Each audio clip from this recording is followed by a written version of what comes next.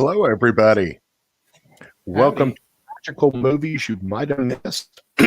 I'm the moderator, Chris Seckinger. We were supposed to have a couple other people here, but looks like it's going to be me and Thom that are going to carry this to everybody out there. If you have any comments that you want to make, please make sure that you put your house letter in front of your comments so that we can give you house points, because the house point competition is still on. I am one of the founders of CONjuration, and we are pleased that we were able to go virtual with this year, since we obviously can't do it in real life, but we're looking forward to getting together with everybody again next year in person. Thom, tell us about yourself. Oh well, especially after watching the video that just played, I'm having even more con withdrawal already, even though we're in the middle of a con, because it's been a very dry year. I've been missing going to cons, especially the ones up in Georgia that I go to every year. My bad. I was just I'm bad at self promoting. My name's Thom, DeSimone. I do a little YouTube show over for dragonmount.com on YouTube, Instagram. It's called the Watt Community Show.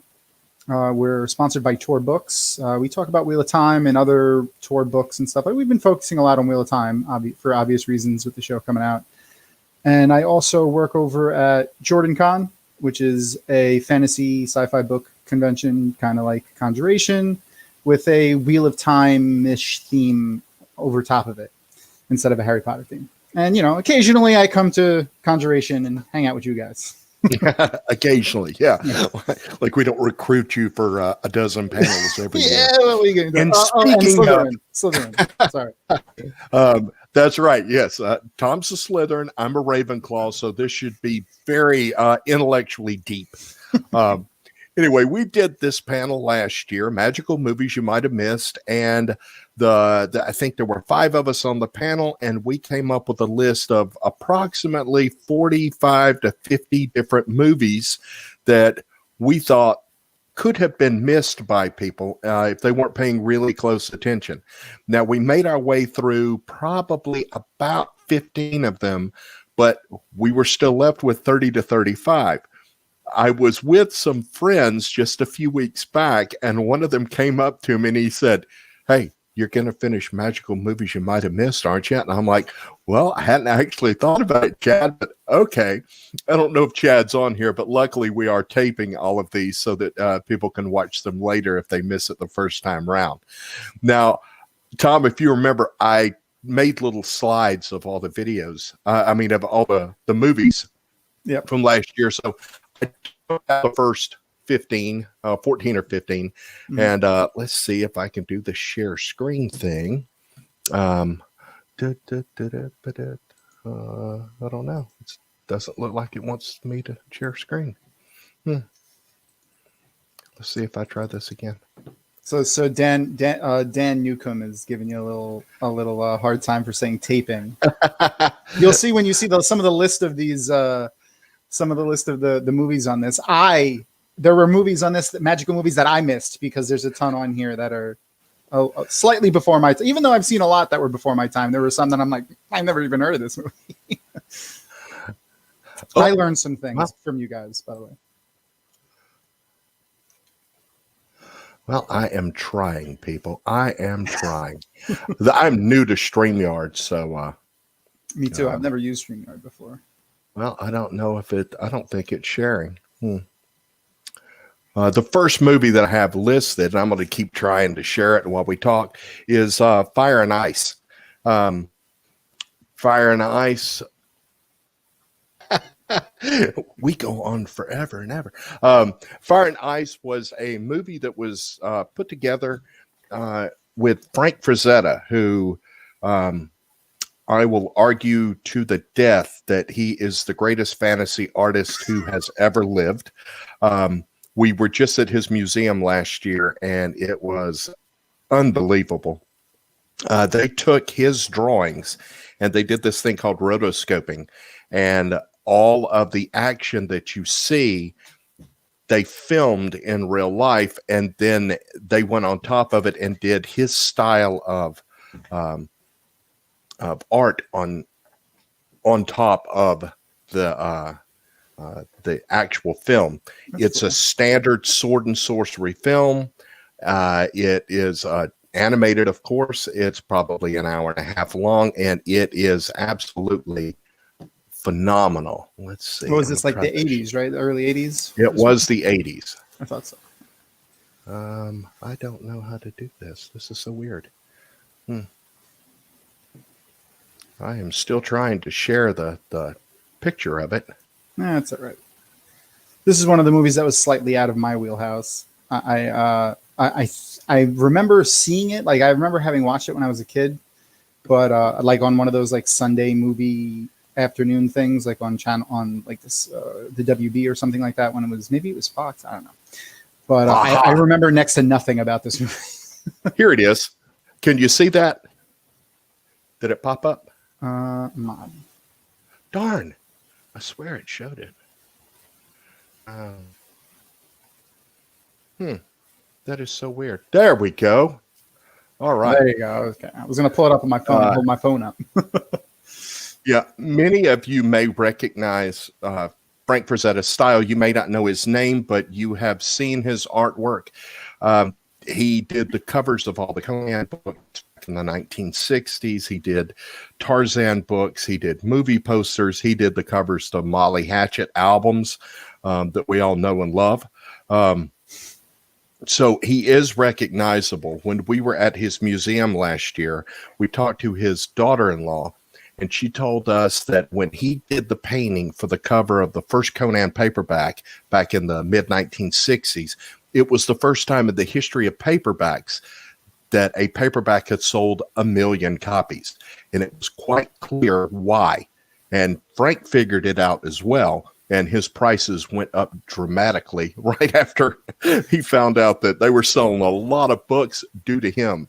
Yeah. But it's an amazing movie.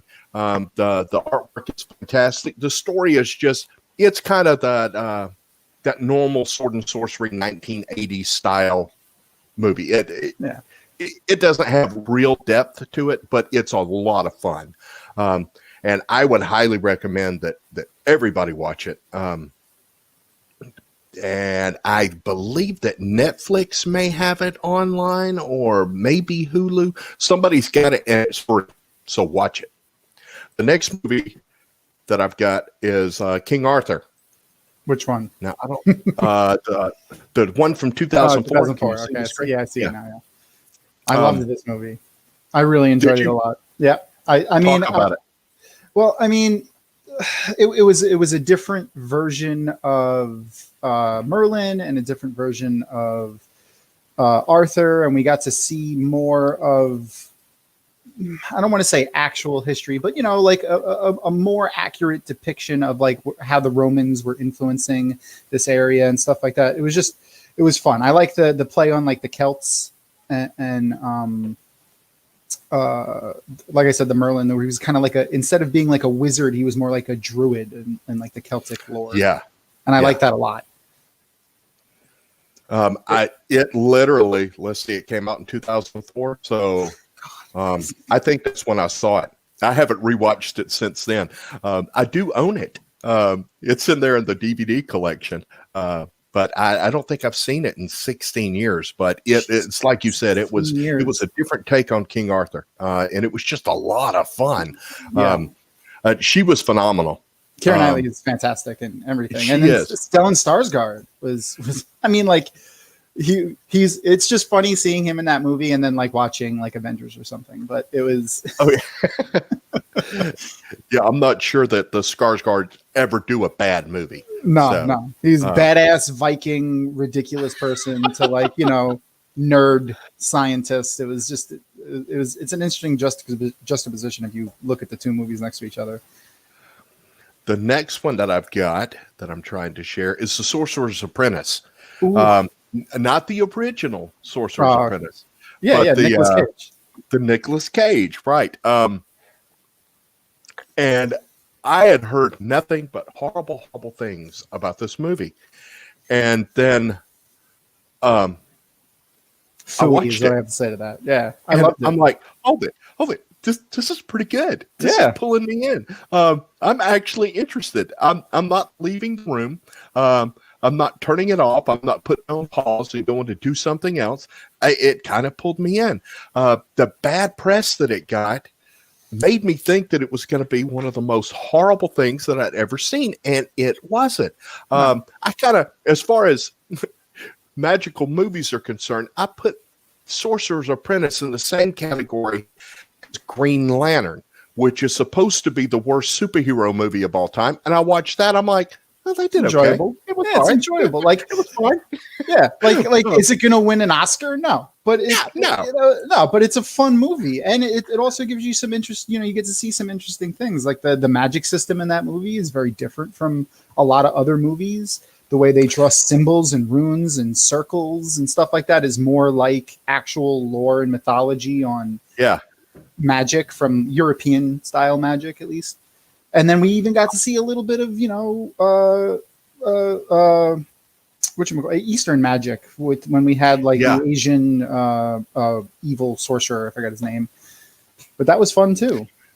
Too often they'll do these movies and we get the same style of magic in every single movie. So when they actually step outside their comfort zone and give us something unique, I take that as a win. Yeah, for real.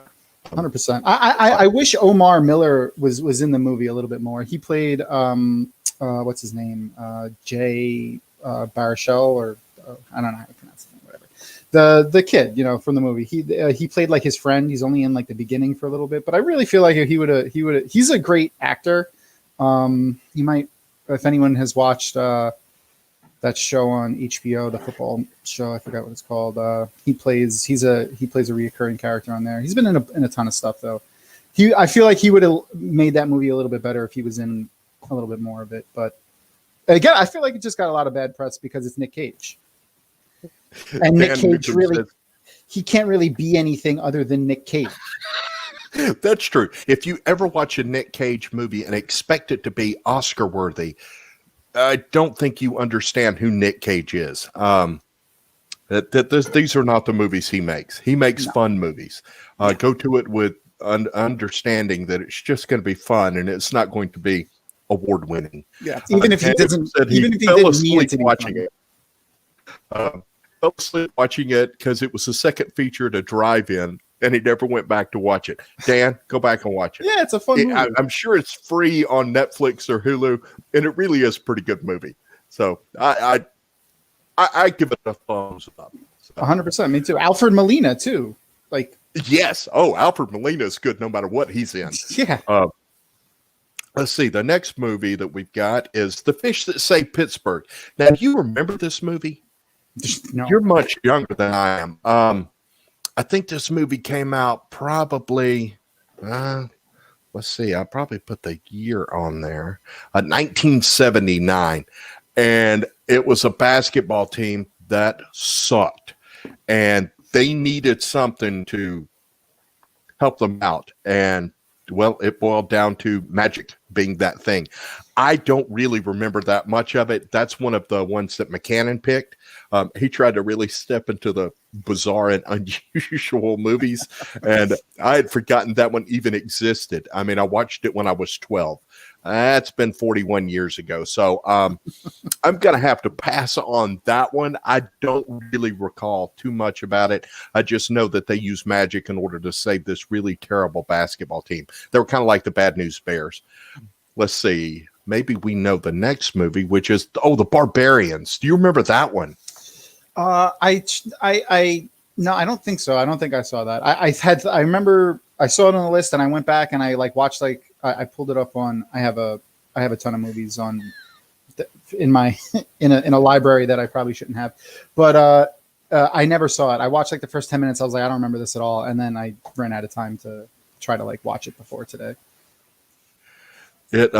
It's pretty bad. Yeah, it looked bad. That's why I was like, never mind. I think they call them the Barbarian Brothers. I can't really remember. But they were in a few movies. Is this one of yours or back in the 80s? It is not. This is not one of the ones that I picked.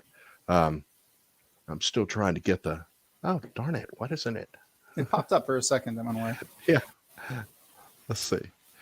Yeah. If you can see that now, they definitely look like barbarian twins. Yeah. Look like yeah, that's WWF it. Barbarian Brothers. It says it team. right there. Yes. And like I said, it is it being from the 80s. There's not a whole lot of storyline going on, but if you look at these two dudes, you can tell that they can bring a good fantasy movie to fruition.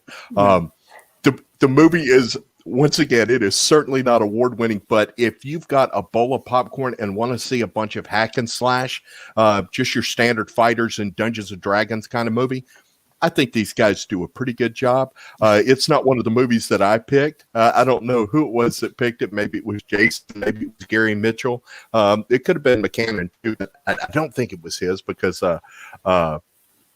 had done the fish from that say Pittsburgh. So this must be one of the other guys.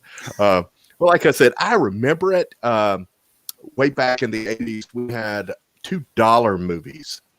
Movie theaters in my area, and so if the movie was subpar, they got it pretty fast. And I definitely saw it.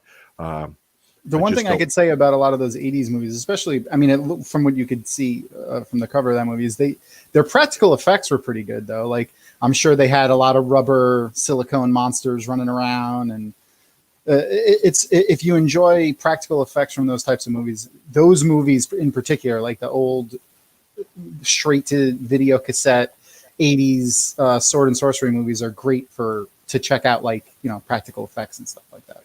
Yeah. The next movie that we have on the list is Lady Hawk. If you have not seen this movie, you must go see this movie. I'm not sure where you can find it now. I always go to Amazon Prime. This is one that if you can only find it on Amazon Prime, it's worth the $3 or $4 that you're going to spend. I mean, honestly, it's worth $10 to get it, even if it's just you watching it. I thought this was one of the most fantastic movies in the fantasy genre that came out in the entire 80s. I mean, how do you miss with Matthew Broderick and Rutger Hauer? Michelle Pfeiffer, yeah. The story was interesting. I mean, you get we got so used to the sword and sorcery movies from the 80s, and then we get this one, which had such an interesting story that they were cursed by that priest, and she would remain as a let's see, hold it. She was the hawk, he was the wolf. Thank you, Mr. Helper there, posting up where you can watch it. Look at that. You can watch this movie for $3.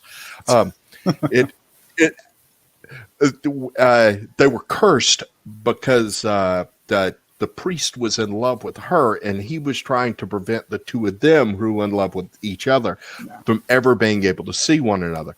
So during the daytime, she's a hawk. At nighttime, he is a wolf, and ne'er the twain can meet until they get creative. But I'm not going to tell you how they get creative and what they do in order to see one another once again.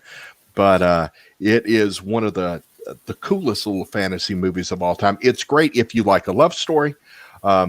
It is great if you like fantasy. It's great if you like humor, because it's got Matthew Broderick in there, and he definitely threw in a bunch of Ferris Bueller type of quips and quirks in there. And he plays a thief, and they definitely need his assistance in this movie. The next one that we have is Practical Magic with Sandra Bullock and Nicole Kidman. Movies. That was yours. Okay.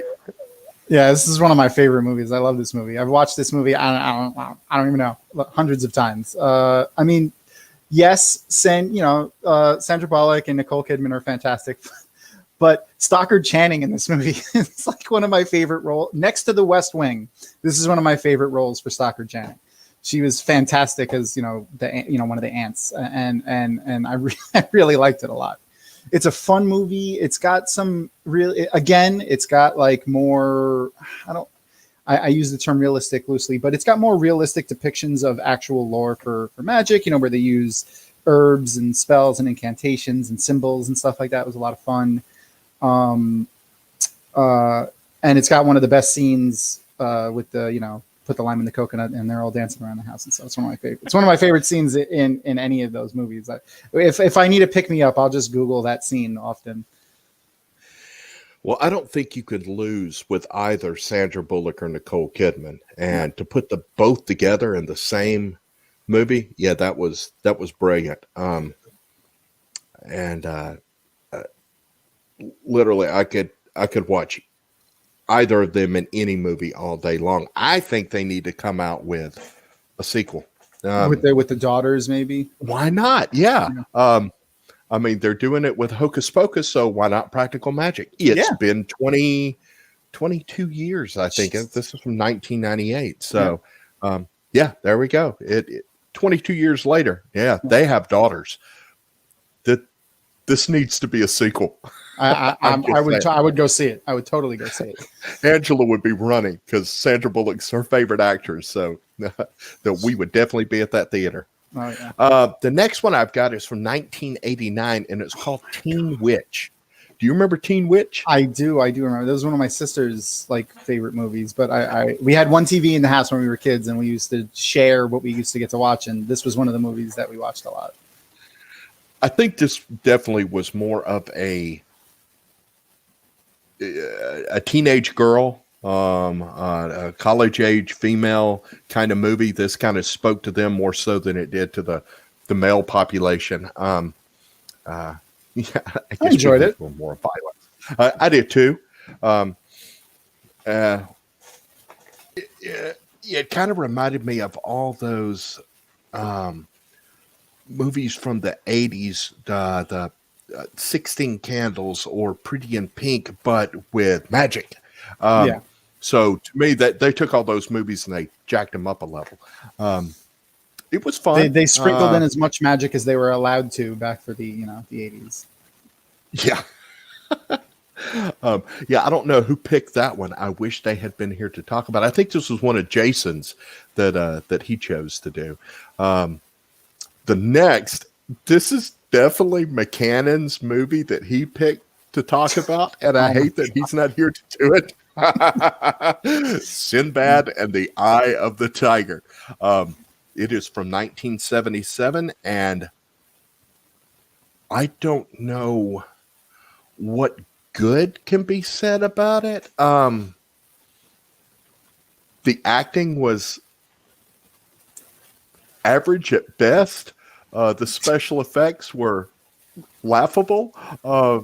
Sometimes you need a B movie because it makes Is you it one of those B appreciate. movies that's funny, or one of those B movies that's tries too hard and it's It's one of those B movies that doesn't realize that it's funny. You're watching the whole thing going, well, this is pretty bad. Even in 1977, at this point, we had Star Wars, so we knew that good special effects could be done.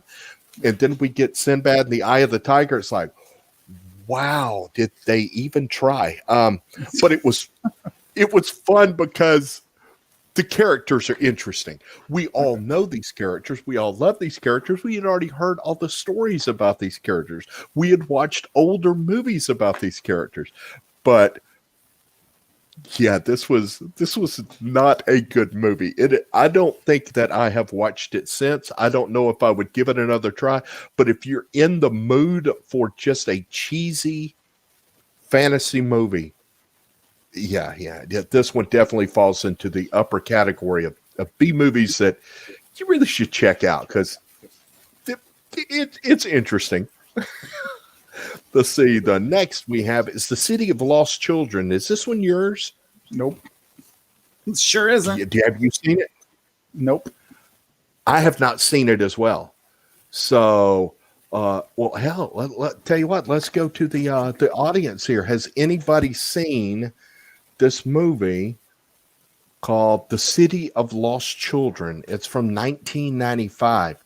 I have never seen this movie. I don't know anything about it. I'm assuming it's either Jason or Gary's movie, and they're not here with us today. So We can't talk about it. And nobody's saying a word. The comments are somebody blank.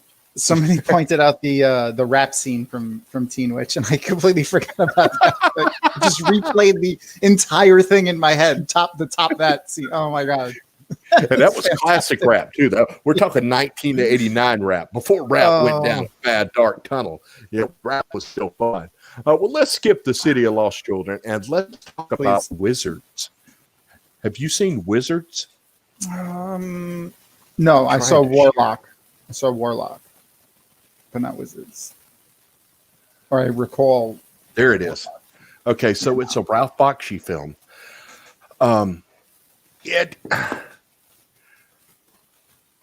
I don't know how to describe this. Now, you've seen heavy metal, right? This is the same really cool style that heavy metal used. It's set in a post-apocalyptic future. So you have techies on one hand, and then you have magic on the other, and they're bashing heads. The style of the artwork was really cool. The music score was amazing. This is one that just kind of got ignored because I don't think a lot of standard movie theaters were taking it to show. This is one that would have wound up at a movie theater in Little Five Points or in Virginia Highlands. It would have hit one of the Brett Nelson Lewis says Wizards is a fantasy acid trip. It absolutely is. This is what the hippies did when the 60s were over and the 70s were, hitting their stride. They made this movie, and it is, like I said, one of the cooler animated films I've ever seen. I gotta check that out. Most feature films, animated wise, the artwork all kind of blends together and looks alike. And this one had a really unique style. And the story was really cool. And yeah, it is a fantasy acid trip, but it's a good fantasy acid trip. You're not going to see flying bears in this one. So let's see. The next movie that we got, The Sword and the Sorcerer from 1982. Now, have you seen that one? Yeah, I have seen that one. I think that falls into the really cheesy 80s fantasy films that, everybody should point or another. Storyline. Yeah. None of them had really super strong storylines, and they're all pretty much the hero's journey with a new skin over top of it. It is. It absolutely is. And this one, I thought it kind of reminded me of, I don't know if you took Conan and Beastmaster and maybe a little bit of the Barbarians and squishing them together. It's your standard 80s sword and sorcery thing. I enjoyed it. The movie poster is really, really nice. The movie poster, I can't tell the artist. It almost looks like Boris Vallejo, but it's not very Star Wars-esque. The character in the dark cloak with the painted face almost has a Darth Maul look about him. But it is just simply a standard 80s sword and sorcery. And it couldn't have had a better name if it tried, because that's exactly what it is. Limited storyline, fair to average acting. It's like an Excalibur almost type of. Well, I don't know if I would put it in Excaliburs. Well, this wasn't quite at that point, but it was fun. It was fun. Once again, it's got to be floating around out there somewhere. Watch this movie. It's a hoot. Oh, here we go. I think this one may have been suggested by everyone in the group. Last year, we took a poll in order to figure out which movies we were going to do. And I think every single person in our little 5-person group suggested that we talk about Willow. Oh, yeah. What an amazing movie. Fantastic. And how thrilled are you that they're coming out with Willow 2? I'm really excited. I'm sad that they probably won't bring Val Kilmer back into it. Oh, they definitely need a new wardrobe. That's for sure. Yeah. But again, it was a really fun movie because it had a different type of magic in it. Like it was different than you've seen in other stuff. It did. And that was something that I really looked for when I was younger, looking like just interesting types of magic. Mm-hmm. Is it the first wand that we've seen? Yeah, maybe. They stepped out of that formula that they had been doing for the previous 15 years. You know, honestly, I went to Willow assuming that I was going to be watching Sword and Sorcerer or The Barbarians or Conan. And I mean, within 5 minutes, I'm like, whoa, this is a totally different type of fantasy film than that I'm used to seeing in the 1980s. This is good. Good actors, great story, good special effects. I mean, there literally is nothing bad that I think can be said about this movie. I could watch it over and over and over again. It's definitely worth the watch. If you haven't seen it, it is still, yep. Well, Lisa, go and watch it. Definitely worth the watch. You got to go hunt this down. Of all the movies that we've talked about, Willow may be the top movie out of that bunch. And if you're a gamer, or if you watched any movies at all, like in the last 20 years, you'll see little things in there that where games and other movies and books and other media have referenced Willow a lot. They do it a lot because it's such a pivotal movie for a lot of people. It is. Like I said, it's probably top. I mean, if I had to put them in order right now, I think Willow would be number one, followed by Lady Hawk. And I would push Fire and Ice on you, but Fire and Ice doesn't have the storyline. It's got great art, though. Let's see what's next in our little group. I don't think we can beat Willow. I don't think there's maybe one movie left that we haven't done yet that I might enjoy more than Willow. Let's see. Oh, we got Warlock. Did you see Warlock? I have seen Warlock. I haven't seen it in a while, but I remember watching it. This is it's the 1989 one, right? 1989 one. Yeah. Okay. I thought because there was I think a 93 one too, right? Oh, let's see which one this is. Or 90 something. This is 1989. Yeah. Okay. Yeah, that's what I thought. Yeah. This is another one of those movies. Like my parents weren't very science fiction fantasy people. Like they were like the most interesting thing I watched with my parents was George Carlin when I was a kid, which might explain my adult self, but they didn't watch any of this kind of stuff. So when I found it, I would cling to a movie and then just watch it a lot. I did the same thing. I don't know where I came from. I know I look like my father, but the man has no interest in fantasy. My mother has no interest in fantasy. They have a very slight interest in science fiction, but they won't tell you that they do.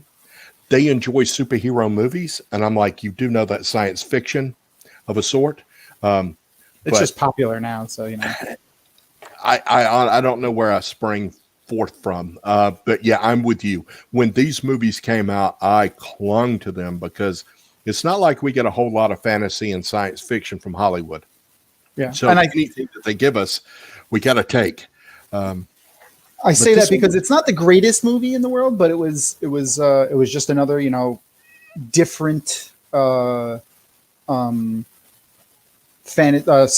movie with magic in it, that came out then, because it wasn't your standard like perfect wizard or mysterious wizard. He was a little dark, like he was, and I wonder about that sometimes. We talk about a lot of books at CONjuration, and there are plenty of really good novels that deal with magic in a very dark manner. And I guess it's that throwback to when I was a kid. I didn't care what it looked like or how I got it. As long as I got it, it could be happy magic. It could be dark magic. The Warlock definitely falls into a darker take on magic, but it's like you said, I'm gonna glom onto it and hold on for dear life. Well, Britt, that must be awesome. I feel And then extremely lucky because my dad encouraged me to watch everything fantasy. Yeah. My parents didn't discourage it. They encouraged anything that made me read. So they didn't know how to discuss it with me. They didn't know why I liked it, but they were okay with it. They weren't any of those fanatical parents who wouldn't let me watch any magical movies or read any magical books. No, my mom was a librarian. She was totally cool with me reading everything. Yeah, that's awesome. Let's see. The next one is The 5,000 Fingers of Dr. T. I think that's a Gary movie. Probably. I did not choose The 5,000 Fingers of Dr. T. I think he picked it because he likes to say it. Yeah, this is definitely it's a movie that I would watch, but it is a movie that I have not seen, so I can't rate it. I can't say anything about it other than if this image of the 5,000 Fingers of Dr. T, if this if this looks like something that you might like, then you may want to hunt down Gary Mitchell, because I'm pretty certain that Gary's the one that suggested that we do this. So it's all right. Maybe he has some insight. I'll for sure give him crap about it. Oh, here we go. Oh, now this is one that everybody should have seen. The Sword and the Stone, Disney, 1963. Yeah. If you haven't seen it, first, you should be ashamed of yourself. And second, you need to go hunt it down and watch it, because this is top notch. Now, Disney gave us lots of magical movies. Pretty much everything they had done up until then was magical, but this one, for me, took the cake.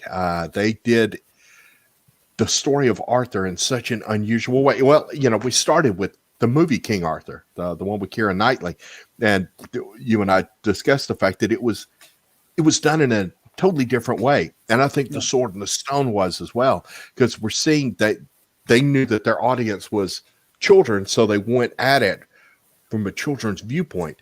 I don't know if they've made another movie with as much magical influence as the Sword and the Stone had on me. And I can't go to Disney without going up there and trying to pull the sword out of the stone. Hasn't worked yet, but I'm not 6. Those 6-year-olds, boy, they have something going for them, because they can pull it out every single time. But that movie is just absolutely phenomenal. And while you can look at the animation, and you can definitely see it was Disney animation, I think they had a new animation for the time. It was. They had updated their stuff in the 1960s. When you look at Jungle Book and Sword in the Stone and Robin Hood and those kinds, they had moved on to a different style of anime, and I think they were working towards what we get now. This was kind of like the in-between time period, and I like the style. I think the characters moved better with this style of animation. The story was fantastic. The little songs are great. Yeah, it's a great way. It's a great way to introduce kids to magic and this legend of King Arthur and Excalibur and stuff like that. It's a great starter for them at any time. Like even today, it's still a really fun movie. I think so too. I think you're absolutely right. It's easy to get a kid to watch anything that's Disney. All you have to say is, hey, we're going to watch a Disney movie, throw Sword and the Stone in there. Boom. Now you've introduced them to magical fantasy. And winner, chicken dinner. 100%.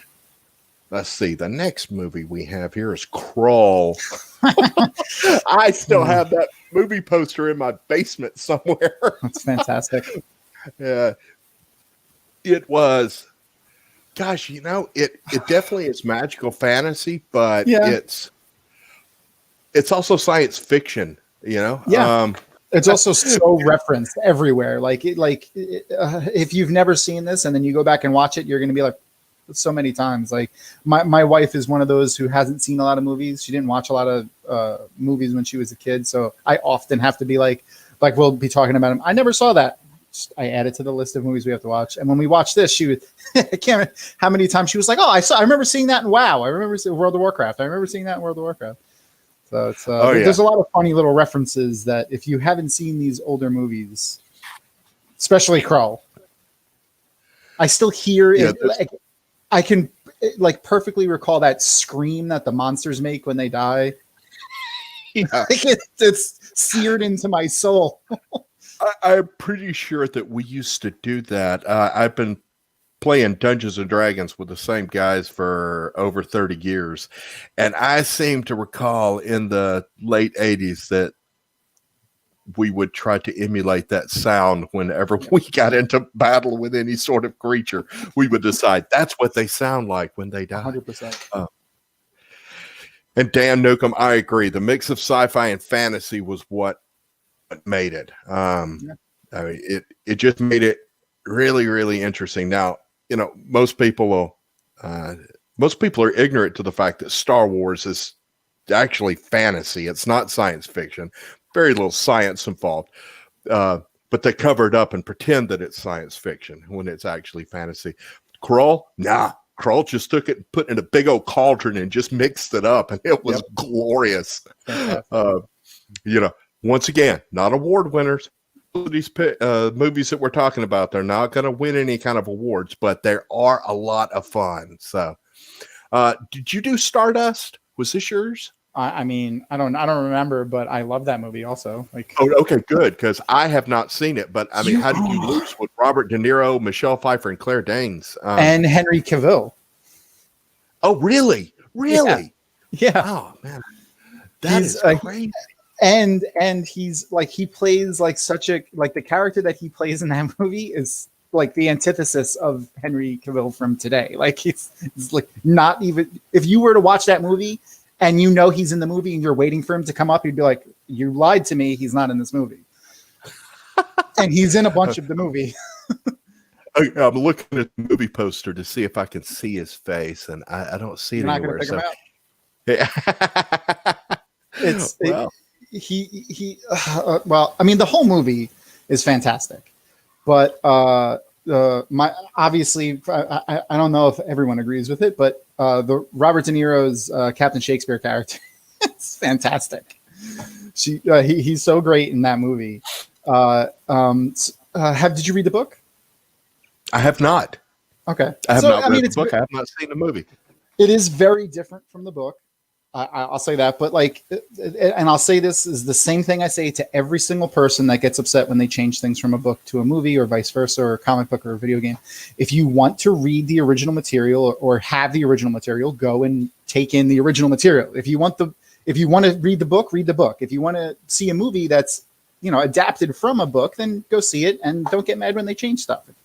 Like if I saw a shot for shot remake of the Lord of the Rings books, I would be upset because I could just go read the books. But this movie was fantastic. And there's a scene where he's in a boa dancing the can, Robert De Niro. And it's fantastic. Okay. I'm sold. I'm going to have to hunt that down. It looks like we've only got another minute or so. You said that about Lord of the Rings. I'm going to suggest, as long as you are cool with drug references and sex references and alcohol and you should look up the Russian version of The Hobbit. It is absolutely the worst thing you've ever seen. And somebody overdubbed it so that it now is in English, and it is atrocious. Definitely go hunt that down. But it looks like our time is up. Thom, thank you for joining me here. And maybe next year we can get Jason and Gary and McCannon back and complete what we haven't finished this year. Everybody who was here today, thank you so much. And stick around. We've got more to come.